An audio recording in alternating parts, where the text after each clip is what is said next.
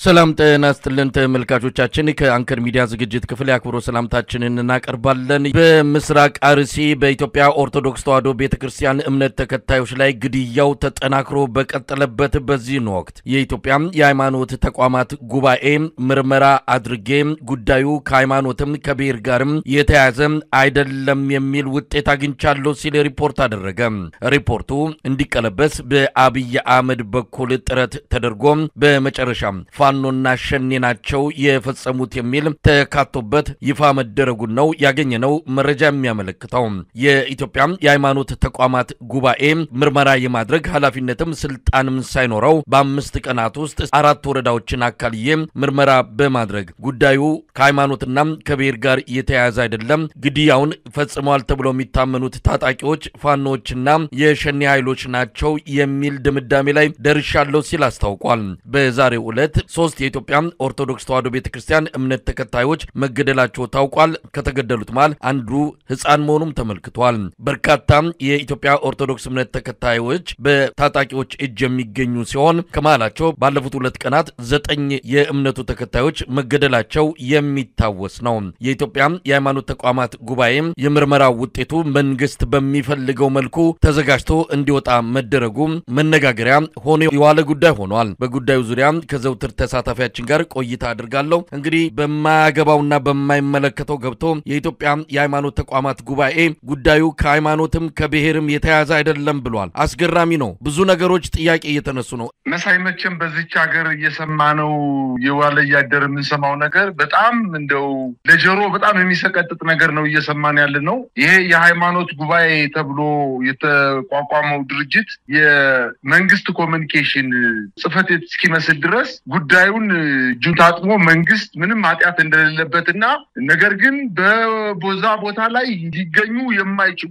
ኃይሎችን ተጠያቂ በማድረግ መንግስትን ደግሞ ንጹህ ለማድረግ የሄደበት መንገድ በጣም የሚያስተዛዝብ ጉዳይ ነው። እውነት ለመናገር የሃይማኖት አባት ስብስብ ናቸው የተባሉ ሰዎች በዚህ ደረጃ ሀገርን ሲክዱ ከፍተኛ የሆነ ውሸት ከውሸትም በላይ ኩሸት የሆነ ነገር ሲያቀርቡ በጣም የሚያሳፍር ነገር ነው። በአጠቃላይ ግን ሪፖርቱ በኢትዮጵያ ሕዝብ ዘንድ ምንም ተቀባይነት የለውም። ለመስማትም ሕዝቡ ፈቃደኛ አይደለም። ሲጀመር ሪፖርቱ ገለልተኛ አለመሆኑን ገና በርዕሱ ነው የገለጸው። ግድያው አንድን ሃይማኖትና ብሔር ትኩረት ያደረገ አይደለም ነው የሚለው ርዕሱ።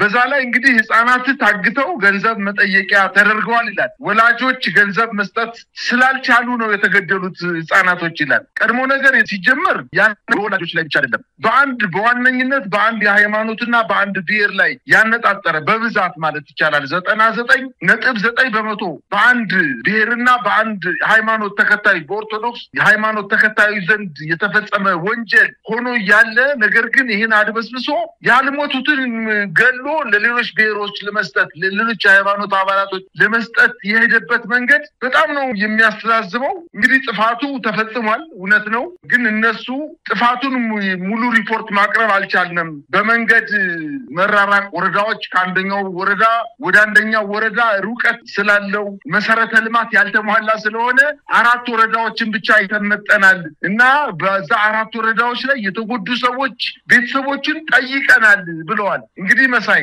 የተቋቋመው የሃይማኖት ጉባኤ የተባለው ኃይል 10 አባላትን ይዞ ነው ወደ አርሲ ዞን የሄደው። ከኦርቶዶክስ እምነት ተከታይ 3 ሰዎች ብቻ ናቸው የተገኙ። ከእስልምና 2፣ ከፌደራል እስልምና ጉዳዮች ምክር ቤት 2፣ ከኦሮሚያ እስልምና ጉዳዮች ከፍተኛ ምክር ቤት 2፣ ከፖሊስ አባላት 2 የፖሊስ አባላት የዞኑ የፖሊስ አባላት ተገኝተዋል። እንግዲህ ከጉባኤው ደግሞ ጸሐፊውና ምክትል ዋና ጸሐፊው ተገኝተዋል። በድምሩ 10 አባላት ነው። እነዚህ ሰዎች እንግዲህ የማን ወገን ናቸው? ከ10 አባላት ውስጥ እንኳን የኢትዮጵያ ኦርቶዶክስ ተዋሕዶ ቤተክርስቲያን አባላት 3 ብቻ ናቸው። 7ቱ አንደኛ የክልሉ ፖሊስ ናቸው። የክልሉ ፖሊስ ለማጣራት ሂዶ የተጎዱ ቤተሰቦች ምን እንዲሉ ጠብቀው ነው? ምን እንዲሉ ነው? የገደለን መንግስት ነው ወይም የገደለን እዛ አካባቢ ያለ ጽንፈኛ ኃይል ነው ብለው እንዲናገሩ ነው የሚፈልገው? ለበርካታ ጊዜ እኮ በመንግስት ተቋማት ተጠልለው እኮ ከመንግስት ፖሊስ ጣቢያ ላይ አውጦ የፖሊስ ጣቢያ ላይ ያድነኛል ብለው ፖሊስ ጣቢያ ላይ ተደበቁ እምነቱ ተከታዮች እኮ አውጥተው ጎትተው እኮ ለሚኒሻ ለታጣቂዎችና ለጽንፈኛ ኃይል ሰጠው እኮ ተገለዋል በዚህ ዞን ላይ። ስለዚህ ምን እንዲሉ ጠብቀው ነው ይሄንን ያደረጉት? በአጠቃላይ በሸርካ ወረዳ ዘር እምነት እድሜ እና ጾታ ሳይለይ ነው ግድያ የተፈጸመው በማለት ደግሞ በጣም በሟቾች ላይ እውነት ተሳልቀውባቸዋል በሟች ቤተሰቦችም ላይ እንዲሁ በልባቸው ላይ የተፈጠረው ቁስል ላይ እንጨት ነው የሰደዱባቸው እጅግ በጣም የሚያሳፍር መግለጫ ነው የሰጡት በመንግስት በኩል ደግሞ የተገኘውን ምላሽ ወታደራዊ እርምጃ በመውሰድ ወታደሩ መስዋዕትነት ከፍሎ ለማዳን ጥረት አድርጓል ይላል ቀድሞ ነገር በዛ አካባቢ ገዳይ ማን ነውና የመንግስት ታጣቂዎችና የመንግስት መሳሪያ ያነገቡ የመከላከያም ይሁን የፌደራል ፖሊስም ይሁን የክልሉ መንግስት መስዋዕትነት በመክፈል ህብረተሰቡን እየጠበቁ ነው የሚሉት በየቀኑ እየተገደለ ነው አንተ እንዳልከው በዛሬው ዕለት እንኳን ሳይቀር ግድያው ተፋፍሞ እንደቀጠለና 3 ዓመት አንድ 10 ዓመት ህፃንን ጨምሮ 3 ሰዎች እንደተገደሉ መረጃዎች ያመለክታሉ እና ከበድ ያለ ትዝብት ውስጥ የሚከታቸው መግለጫ ነው የሰጡት እንግዲህ ይህ ሪፖርት ተመለከተው እነዚህ ሰዎች አጣሪ ወይንስ የመንግስት ተላላኪ ናቸው ነው ሰው ብሎ እየገለጸ ያለው አባትየው እንግዲህ ዳኛ ልጁ ቀማኛ ነው መንግስት በተጠና መልኩ የሸኔንም ያስገባ እንደማስፈራሪያ ቦታውን ለቀው እንዲወዱ ለማድረግ ከፍተኛ የሆነ ግድያ እንዲፈጸም መንገዶችን ከፍቶ ያስገባል ከዛ በኋላ ሸፍኖ ደግሞ እንዲወጡ ያደርጋል በጎን ምንም አይነት መግለጫ አይሰጥም ለሟቾችም የሐዘን መግለጫ አይሰጥም መንግስት በዋናነት ሸኔ ገደለ ፋኖ ገደለ እሱ የኛ ጉዳይ አይደለም ነገር ግን የመንግስት ዋነኛ ተግባሩ የዜጎችን በህይወት የመኖር መብት ማስከበር አለበት እዚህ ላይ ምንም አላሉ አሁን መንግስትን ንጹህ ለማድረግ ሌሎችን ታጣቂዎች ደግሞ ኃጢያተኛ ለማድረግ እና መንግስት ከፍተኛ መስዋዕትነት ከፍሎ ዜጎችን እንዳይሞቱ ያደረገ ነው ያለ መግለጫ የሰጠው የሃይማኖት ተቋም ይሄ ጉባኤው የሚያስተዛዝብ መግለጫ ነው የሰጠው መጀመሪያ ነገር እነዚህ ኃይሎች ወይም ይሄ ተቋም እንዲያጣራ የሟቾችን እንዲያጣራ በአራት ቀን ብቻ ሲሄድ አንድ ቀን ሲመጣ አንድ ቀን እዛው አካባቢ ደግሞ ምናልባት 2 ቀን አድሮ ሊሆን ይችላል በሆቴል ግብዣ ተደርጎለት ክብካቤ ተደርጎለት የትኛውን ኃይል አናግሮ ሳይንሳዊ መንገዶችን ተከትሎ ነው እንዲያጣራው ስለዚህ መጀመሪያ ማን መብት ሰጠውና ነው የማጣራት ስልጣን አለው እንዴ ስለዚህ ይሄንን በፍጹም የኢትዮጵያ ህዝብ አይቀበለውም እንግዲህ ገዳዮቹ ገለው ወደ ጫካ ሚሊዮን ከተማ ላይ በመንግስት ሽፋን ተደብቀው ሊሆን ይችላል መንግስት ይሄንን ኃጢያት እየፈጸመ ይሄን ወንጀል እየፈጸመ የሃይማኖት ተቋማት ደግሞ ለዚህ ወንጀል ሽፋን እንደሰጡ ነው አብዛኛው ማህበረሰብ እየተገነዘበ ያለው መሳይ እንግዲህ ይሄ ሪፖርት እንደ ሀገርም ያዘንበት ነው የሃይማኖት ተቋማት አስታራቂ መሆን ሲገባቸው እንዲህ አይነት ነገር ሲፈጸም በሀገር አቀፍ ደረጃ ጸሎት ምህላ ገብተው በተለይ ያዘኑትን በማጽናናት የተሰበሩ ልቦችን በመጠገን እንዲህ አይነት ሚና እንዲጫወቱ ሲጠበቁ የብልጽግናን መራግብር የብልጽግናን ፕሮግራም እየተከተሉ ብልጽግናን ለማዳንና የገጽታውን ለማስተካከል የሚሄዱበት ርቀት እጅግ የሚያሳፍር ነው በኢትዮጵያ ታሪክ በቀዳማዊ ኃይለ ሥላሴም በደርግ በዋትም ዘመን እንዲህ አይነት ነውረኛ ተግባር ከሃይማኖት ተቋማት ሲፈጸም አይተናናቅም ብዙ ነገሮችን ማንሳት ይቻላል 4 ጥያቄዎችን በዚህ አጋጣሚ መጠየቅ የሚቻል ከሆነ ነው እንግዲህ የምናነሳው አንደኛ ምን ኃላፊነትና ስልጣን ተሰጠው ይሄ አካል እንዲህ አይነቱን በጣም አደገኛ የሆነ ብዙ ነገሮች ሊጠቀሱ የሰው ልጅ ህይወት የጠፋበት ብዙ ሰዎች ወዴት እንደገቡ ማይታወቅበትን ክስተት ለማጣራት ማን ስልጣንና ኃላፊነት ሰጠው እንዲህ አይነት ነገር የሚቋቋመው በአዋጅ ነው በአዋጅ ተቋቁሞ ገለልተኛ የሆኑ የተለያዩ አካላት ያሉበት ቡድን ተቋቁሞ ነው ይሄንን ስራ የሚያከናውነው ማን ሰጠው ምን አገባው የኢትዮጵያ የሃይማኖት ተቋማት ጉባኤ ይሄን ምርመራ ለማድረግ እንደሰማነው ከሆነ አብይ አህመድ ነው ያዘዘው ሊቀ ትጉሃን ታጋይ የሚባል የሰፈሩ ልጅ አብሮ አደጉ ነው ከሱ ጋር ተነጋግረው ምርመራ ሄደው እንዲያደርጉ ምክንያቱም እየመጣ ያለው የህዝበ ክርስቲያኑ ቁጣ ቀላል አይደለም በማህበራዊ ሚዲያ ስላሪሲዝም ማንልም የሚለው በጣም እየገፋ የመጣ የህዝብ ተቋሙ አለ እሱን ለማብረድ ኮዲው መንግስት እንደሌለበት በሃይማኖት ተቋማት ጉባኤ በኩል ምርመራ ተደረገ ተብሎ ይሄንን ሪፖርት እንዲያቀርቡ አብይ አህመድ ከሊቀ ትጉሃን ታጋይ ጋር ሆኖ የጻፉት ድርሰትና ተውኔት ነው ማለት እንችላለን ለማንኛውም ምን አገባው የሚለው ጥያቄ የሚነሳ ይሆናል ሌላው እንዲህ አይነት ምርመራ የሚያደርግ ብዙ አይነት ባለሙያዎች ይገባሉ የአስክሬን ምርመራ የፎረንሲክ ማለት ነው ሌሎችም ከኢንቨስቲጌሽን ከምርመራ ጋር በተያያዘ ባለሙያዎች ከየሙያ ዘርፉ መተው ነው በአንድ ላይ ቲም አቋቁመው የሚሄዱት የሄዱት። እነዚህ የሄዱት ሰዎች መጽሐፍ ቅዱስ ከመያዝ ምናልባት ቁርአን ከመያዝ ያለፈ ጸሎት ከማድረግ ያለፈ ምንም አይነት ልምድ ውስጥም ሆነ ዕውቀት ውስጥ የሌሉ ሰዎች ናቸው። ምን ስለሆኑ ነው ሄደው ይሄንን ለማጣራት አቅም አለን ችሎታው አለን ብቃቱ አለን ብለው ሄዱት? እነማን ናቸው ይሄንን ማድረግ የሚችሉት? ከዚህ አንፃር ጥያቄው በሰፊው የሚነሳ ጉዳይ ይሆናል። ሌላው ከዚሁ ጋር ተያይዞ የሚመጣው ነገር ግድያው ገና ባልተቋረጠበት አሁንም ገዳዮቹ ቤት ለቤት እየሄዱ እያፈኑ እየገደሉ ባለበት ዛሬ እንግዲህ ሪፖርቱ በቀረበበት ዕለት ራሱ 3 የእምነቱ ተከታዮች ተገለዋል። ባልቆመና ባልተረጋጋ ባልበረደ ክስተት ላይ ሄደው የሚያጣሩት ምንድነው? ብዙ ጊዜ እንዲህ አይነት ነገር ምርመራ ከመደረጉ በፊት ሰላም አስከባሪ ነው የሚላከው። አንድ የጸጥታ ኃይል ሄዶ አካባቢውን ያረጋጋል፣ ነገሮች ይረጋጋሉ። ከዛ በኋላ ነው ምርመራ የሚጀምረው። ግድያ እየተፈጸመ ሁኔታዎች በቀጥሉበት በዚህን ጊዜ ላይ ምርመራ እናድርግ የሚሉት እንዴት አይነት ውጤት ለማምጣት ነው? ግድያው እኮ አልቆመም። እነሱ የ80 ሰው አጣራን አሉ። ዛሬ 3 ተገለዋል። ከእንደገና ተመልሰው ሄደው ሊያጣሩ ነው። አንድ ነገር ባልቆመበት በቀጠለበት በእንደዚህ አይነት ሁኔታ ምርመራ ማድረግ አይቻልም። ይሄ ዓለም አቀፍ መስፈርት ነው፣ ስታንዳርድ ነው። ስለዚህ ይሄ አብይ አህመድ በአስቸኳይ አጣድፎ እንዲከናወን ያደረገው እንደሚሆን ይታመናል። ሌላው አብይ አህመድ ሪፖርቱ መንግስቱን ለመጠበቅ ብልጽግናን እንዳይጎዳ ለማድረግ ነው ተባለም። አሁን የወጣውስ ሪፖርት እንዴት ብልጽግናን ሊጠቅም ይችላል? አንድ መንግስት እኔ የለውበትም ብሎ በገዛ ግዛቱ በሚያስተዳድረው ቀጠና ውስጥ እኔ የለውበትም የሚል ሪፖርት እንዲዘጋጅ ለምን ፈለገ? እሱ ባይኖርበትስ ሌሎች እንዳያደርጉ ሌሎች ግድያ እንዳይፈጽሙ የማድረግ ኃላፊነት አለበትና ከነዚህ አንፃር ሲታይ ይሄ ዛሬ ሪፖርት ያቀረበው የኢትዮጵያ የሃይማኖት ተቋማት ጉባኤ ሪፖርት እጅግ አሳፋሪ ብቻ ሳይሆን ምንጊዜም ባሰብነው ባስታወስነው ቁጥር አንገት የሚያስደፋ ነው። እዚህ ላይ የተሳተፉ በሙሉ ሊያፍሩበት፣ እውነት ለመናገር ነገ ከነገ ወዲያ በግ ሊጠየቁ የሚችሉ እንደሆነም ከወዲሁ ህብረተሰቡ መልእክት ሊያስተላልፍላቸው ይገባል። እነዚህ ሰዎች እኮ ሲጀመር ሊያፍሩ ነው ወይም ምናምን የሚባለው ነገር ማፈሪያቸው የተበጠሰ እኮ ናቸው። የቆሙበትን ተቋም የሃይማኖት ተቋም ያረከሱ እጅግ በጣም ለፖለቲካ ፓርቲ ወይም ለገዢው ፓርቲ ያደሉ እንደሆኑ እኮ ከመግለጫው ቁልጭ አድርጎ የሚያሳይ ነገር ነው። ሲጀመር የማጣራት ስልጣንን ከየትኛው የሀገሪቱ ማህበራዊና ህጋዊ ተቋም አግኝቶ ነው? የትኛውም በማህበራዊ ተቋምም ምንም አይነት ውክልና አልተሰጠውም። በህጋዊ መልኩ ውክልና አልተሰጠውም። የሃይማኖት አባቶችም እነሱ እንዲያጣሩላቸው ውክልና ሰጠው አልሰደዷቸው። ይሄ የብልጽግና ፓርቲ ቅርንጫፍ ጽሕፈት ቤት ነው። የሃይማኖት ተቋማት ጉባኤ የሚባለው የብልጽግና ፓርቲ ቅርንጫፍ ጽሕፈት ዛሬ አንተ እንዳልከው ይህ ሰብሳቢው ሰውዬ ቀሲስ ታጋይ የሚባሉት ግለሰብ አብረው ያደጉ ከጠቅላይ ሚኒስትሩ ጋር አብረው ያደጉ የልብ ወዳጅ እጅግ በጣም ሲበዛ የአብይ አምላኪ ሰው እንደሆኑ ይታወቃል። ያንን መሸፈን ነው እንግዲህ እየተሰራ ያለው ስራ።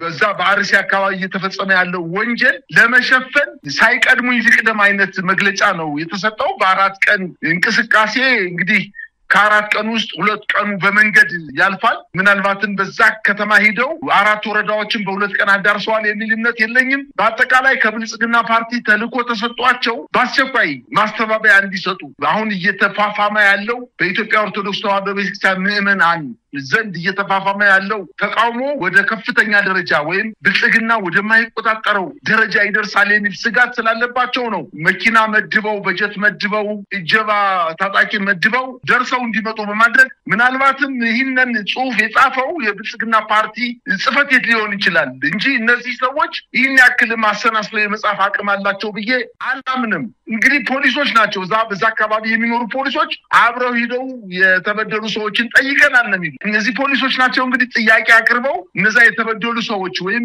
ቤተሰቦቻቸው የሞቱባቸው ሰዎች በድፍረት ገና ቤተሰቦቻቸው አይናቸው የሞቱ ሰዎች እንኳን አይናቸው ሳይፈስ እነዚህ ሰዎች ፖሊስ መጥተው ፊት ለፊት ሲጠይቃቸው አዎ እነከሌናቸው ያስገደሉን ብለው እውነቱን እንዲነግሯቸው ፈልገው ነው እንዴ? በአጠቃላይ በአርሲ እየተፈጸመ ያለው ግድያስ ከጥቅምት አጋማሽ ጀምሮ ነው እንዴ የተደረገው? ከዛ በፊት ምንም አይነት ወንጀል፣ ምንም አይነት የጅምላ ግድያ፣ ምንም አይነት የቤተክርስቲያን ቃጠሎ አልተፈጸመም። ነገሩን ለማሳነስ የሄዱበት መንገድ በጣም ነው የሚያሳዝነው፣ በጣም ያስተዛዝባል። በአጠቃላይ ግን ሪፖርቱ በኢትዮጵያ የኦርቶዶክስ ምዕመናን ዘንድ ብቻ ሳይሆን በአጠቃላይ በኢትዮጵያ ዘንድ ፍጹም ተቀባይነት የለው መሳይ ይሄ መንግስት እኮ አሁን በጣም የሚገርመው እኔ ከዚህ ሪፖርት ምን አንተ እንዳልከው ምን ሊጠቀምበት እንደሚችል አልገባኝም መንግስት እንደ መንግስት አንድ መንግስት የመጀመሪያው የመንግስት ዜጎችን በሰላም እንዲኖሩ በህይወት የመኖር መብታቸውን ማስጠበቅ ነው ዲሞክራሲያዊ መብት የመምረጥ መብት የመማር መብት ጤና የማግኘት መብት ነግዶ የማትረፍ ሌላ ሁለተኛ መብት ነው እሱ የመጀመሪያው መንግስት ማስከበር ያለበት ዜጎችን በህይወት የመኖር መብት ማስጠበቅ አለበት እሱን አልቻለም ወይንም ሆን ብሎ እየተባበረ ያስፈጃቸው ነው የብሔር ግጭት እንዲፈጸም ለማድረግ ነው አንዳንዶቹ እየተናገሩ ያሉትና ራሱን አቃተኛ ላለማድረግ እጁን ታጥቦ በእነሱ አማካኝነት በሃይማኖት አባቶች አማካኝነት ንጹህ እንደሆነ ለማስመሰል የሄደበት መንገድ ራሱ በኃጢአቱ ወይም በድርጊቱ ውስጥ ተሳትፎ እንዳለው ጠቋሚ ማስረጃ ሆኖ ይገኛል በአጠቃላይ ግን መንግስት መሳይ በዚህ በአርሲ ብቻ ሳይሆን በበርካታ አካባቢዎች ላይ በዜጎች ግድያ በዜጎች ግድያ በንብረት መቃማት ዙሪያ ላይ የመንግስት ታጣቂዎችን ብቻ ሳይሆኑ የመንግስት ፖለቲከኞች አመራሮች የወረዳ የዞን የክልል አመራሮች በጣም ተሳትፎ ያደረጉ እንደሆነ በዛሬው ዕለት እኮ የወጣ መረጃ አንድ የኬንያው ፕሬዝዳንት ዜጋ ታግቶ 3 ሚሊዮን ሽሊንግ ከፍለን ነው ያስለቀቅነው ብሎ ዊሊያም ሩቶ የኬንያው ፕሬዝዳንት እኮ የተናገረበት ሁኔታ ነው ያለው አንደኛ የኬንያ መንግስት ለዜጎች ምን ያክል እየተቆረቆረ እንደሆነ አንድ ዜጋው ታፍኖበት ነገር ግን ገንዘብ ለመክፈል ከመንግስት ጋር ተነጋግረን እንግዲህ መንግስት ደላላ ሆኗል ማለት ነው የኢትዮጵያ መንግስት ገንዘቡን አሸጋግሮ ለጠላፊዎቹ ለሱ ሰዎች ሊሆን ይችላሉ ወይም እነሱ እንደሚሉት ጽንፈኛ ኃይሎች ሊሆኑ ይችላሉ ነገር ግን አሸጋጋሪ ሆኖ ደልሎ መንግስት ተባበረን ብለው የኬንያ ፕሬዝዳንት መናገሩ እኮ ይሄ በጣም የመንግስት ቆመና አለው ሊባል የማይችል ደረጃ ላይ እንደደረሰ ነው የሚያሳየውና በአጠቃላይ በአርሲ አሁን የወጣ በብዙዎች ዘንድ ውድቅ የተደረገና ምናልባትም የሃይማኖት ተቋሙ ሳይሆን የብልጽግና ቅርንጫፍ ጽፈት ቤት ያወጣው እስኪመስል ድረስ ነው ትዝብሱት የጣሉት እንጂ ምንም መንግስትን ሊጠቀሙበት አይችልም የማቾችም ሊጠቀሙት አይችሉም እንዲሁም የሃይማኖት ተቋሙም በዚህ አጀንዳ ላይ ሊናቀበት እንጂ ሊጠቀምበት እንደማይችል ነው ማየት የቻልኩት መሳይ እንግዲህ የሪፖርቱን ዝርዝር ሁኔታ ተመልክተንም በሰፊው እንሄድበታለን ይሄን በቀላሉ የምንላቀቀው አይደለም በሃይማኖት ሰበብ እያጭበረበሩ ምዕመናን እነዚህን የሃይማኖት አባቶች ሊያወግዟቸውና አባትነታቸው ሊሰርዙ ይገባል ይሄ ሊቀቱ ጋሃን ታጋይ የሚባለው የብልጽግና ወኪል የሃይማኖት ተቋማት ጉባኤ በአብይ ጅስራ ውጤት እንደሆነ ነው የሚነገረው አንተም እንዳልከው የብልጽግና ቅርንጫፍ ጽፈት ቤት የሆነ ነው ሃይማኖት ተቋማትን ለመጠርነፍና ለአብይ አህመድ እንዲያገለግሉ ለማድረግ ተቋም ነው ይህንን ተቋም የኢትዮጵያ ህዝብ ድሮም የሚቀበለው አይደለም ግን እዛ የሚሳተፉ አባቶችን በይፋ ያወገዙ ይሄ ተቋም የሚፈርስበትን ሁኔታ መፈጠር ነው የሚገባው ስልካቸው ላይ ደውለን ነበር አነሱም እነሱ ጋር ካለች ስለ ፈጣሪና ስለ አምላካቸው የሚጨነቁ ከሆነ ስልካቸውን አንስተው የምንጠይቃቸውን ጥያቄ እንዲመልሱልን ነው በዚህ አጋጣሚ ጥሪ የምናደርገው እንግዲህ በአርሲ ያለው ግድያ እንደቀጠለ ነው አሁንም የታፈኑ ሰዎች አሉ ጉዳዩን እንከታተላለን በጣም ነው ማመሰግነው መሳይ እንደዚህ ላይ አንድ ማጠቃለያ መናገር መፈልገው ነገር ምንድነው የዚህ ጉባኤው እንዳለው የተጎጂ ቤተሰቦችን ጠይቀን ነው የሚለው የተጎጂ ቤተሰቦችን ጠይቀን ድርጊቱን የፈጸሙት ሸኔ ወይም ፋኖ ናቸው ብለው ነው በሪፖርቱ ውስጥ ያካተቱት አርሲ ውስጥ በሸኔ ቤት አርጎ ሄዶ ነው ፋኖ ቤት አርጎ ሄዶ ነው የራሱን ዜጋ ለአማራ ህዝብ ነጻነት እየታገለ ያለ እና ከኢትዮጵያ ብሔረሰቦች ተወጣጣው ይስራት ከሚታገሉ ኃይሎች ጋር መልካም ግንኙነት ፈጥሮ ይስራት እንዲወድቅ እየታገለ ያለ ፋኖ ኃይል አርሲ ውስጥ መሃል አርሲ ምስራቅ አርሲ ውስጥ ገብቶ የራሱን የአማራ ዜጎችና የኦርቶዶክስ ምዕመናንና የሃይማኖት አባቶችን ሊገልበት የሚችልበት ምክንያት ብፈልግ ላገኝ አልቻልኩም እኔ ብቻ ሳልሆን አጠቃላይ የአዲስ አበባ ከተማ እና ሌላውም የኢትዮጵያ ማህበረሰብ በዚህ ጉዳይ ላይ ጽንፈኛ ብለው ያሉትን ሸኔንና ፋኖን ለማውገዝ አቅጣጫ እንደተሰጣቸው ነው አሁን መረጃዎች እየጠቆሙን እንደሚገኙት የሰላም ሚኒስቴር የኦሮሚያ ክልል ፕሬዝዳንትና የጠቅላይ ሚኒስትር ጽፈት ቤት የመጣውን ሪፖርት አዘግዩት ብለው ሪፖርታቸውን ተቀብለው የተወሰነ ማስተካከያ አደረግን ብለው ይሄንን እንዲጨመርበት ፋኖና ሸኔ በድርጊቱ ተሳትፈዋል እነሱ ናቸው ድርጊት የፈጸሙት የሚል ካላካተታችሁ በፍጹም ሪፖርቱ መውጣት የለበትም ብለው እነሱ የተሳተፉበት ሪፖርት እንደሆነ አሁን ማምሻውን የደረሰኝ መረጃ ያመላክታል። ግን በአጠቃላይ ግን የፋኖ ኃይሎች አርሲ ሂደው በአማራ ህዝብ ላይና በኦርቶዶክስ እምነት ተከታዮች ላይ ጥቃት ፈጸሙ የሚለው ነገር እንደው አይናቸውን ጨፍኑና ላሞኛቸው አይነት የጅል ቀልድ ነው የቀለዱብን። እውነት አሳፋሪ ነው ማለት ይቻላል። መሳይ እንግዲህ ቀደም ሲል እንዳልኩት ነው ሁኔታውን እንከታተላለን። ፋኖንና ሸኔን በዚህ ያስገቡበት ምክንያታቸውና ፍላጎታቸው እጅግ አስቂኝና ምናልባትም የአመቱ ኮሜዲ ነው ማለት የምንችል ይመስለኛል። እንደውም አንዳንድ ወገኖች በጉዳዩ ላይ እየቀለዱ እንዳለ ነው የተረዳሁት። ምናልባት ፋኖ አርሲ ድረስ ሄዶ የወዳጅነት ውጊያ ከሸኔ ጋር ሊያደርግ ነው ወይ እስከ ማለትም በመድረስ ነው ጉዳዩን አቃለውና የመንግስትን አካሄድ ምን ያህል ከእውነትም ከእውቀትም የተፋታ አሰራር እንደሆነ በሚገልጽ መልኩ ነው ነገሩን በቀልድ መልክ ህብረተሰቡ እየተቀበለ ያለው። ግን በቀልድ የምናየው አይደለም። ሰዎችን የተገደሉት አሁንም እየተገደሉ ነው። ቤተክርስቲያኒቱ ከዚህ ተቋም ውስጥ ራሷን ማግለል አለባት። የኢትዮጵያ ኦርቶዶክስ ተዋሕዶ ቤተክርስቲያን እውነት ለቤተክርስቲያኒቱ የሚሰሩ ከሆነ አባቶች ራሳቸውን በይፋ ከዚህ ሃይማኖት ተቋማት ጉባኤ ራሷን ማግለልና መውጣት አለባት። ይሄን እንድታደርግ ጫና በየአቅጣጫው መምጣት እንዳለበት ነው በዚህ አጋጣሚ መልእክት ከተለያዩ ወገኖችም የሰማሁትና በዚህ መልኩ ለማስተላለፍ የፈለኩት። በጣም ነው አመሰግነው። በድጋሚ እኔም አመሰግናለሁ መሳይ።